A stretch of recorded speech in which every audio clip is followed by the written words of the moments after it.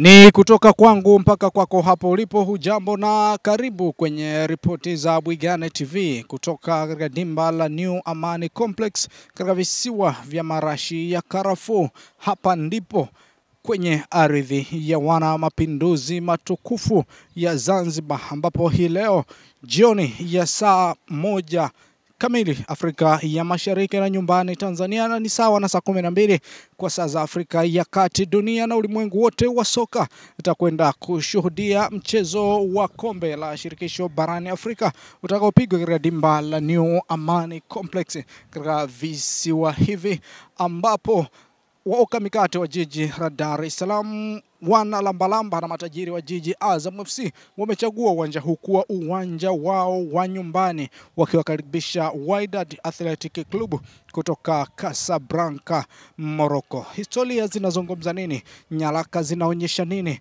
katika mchezo huu wa ligi ya kombe la shirikisho barani Afrika? Itakumbukwa kuwa tunapomzungumza Wydad Athletic Club mpaka hivi sasa ndiye anayeongoza Batola Pro ligi ya Morocco akiwa na alama zake 20, faida ya magoli 9 katika michezo yake 8 aliyocheza.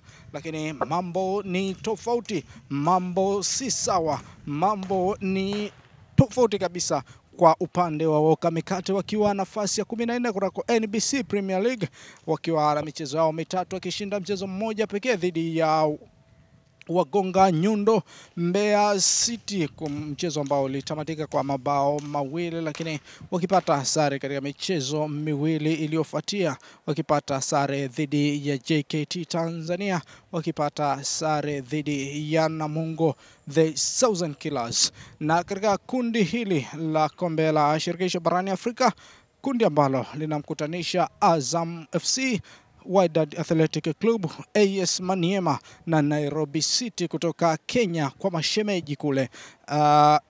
Mchezo uliotangulia Azam FC walikuwa dhidi ya AS Maniema kutoka pale Kinshasa, Kongo, mchezo ambao Azam alipoteza, alibwagwa kwa mabao 2, na Wydad Athletic Club wakipata ushindi dhidi ya Nairobi City kutoka nchini Kenya. Wanakutana hapa. Nini kitakwenda kutokea? Nini kitakwenda kuandikwa? Ni historia mpya itaandikwa kwa Azam FC, ikiwa ni mara yao ya kwanza tangu kuumbwa kwa misingi ya ulimwengu wao kucheza mashindano haya katika hatua hii ya makundi. Msimu uliotangulia waliondoshwa kwa mashindano haya na APR ya pale Rwanda, lakini msimu huu wamejikongoja mpaka nafasi hii ya kucheza makundi ya kombe la shirikisho barani Afrika. Ni Azam ambayo wao wanasema Azam ya asali na maziwa, Azam chini ya kocha Frode Ibenge, Azam yenye kila aina ya nyota. Hawa ni matajiri wa jiji na timu ambayo ina kila aina ya facilities. Watafanya nini? Wataamua kutumia rasilimali zao, wataamua kuziacha. Mimi na wewe hatujui.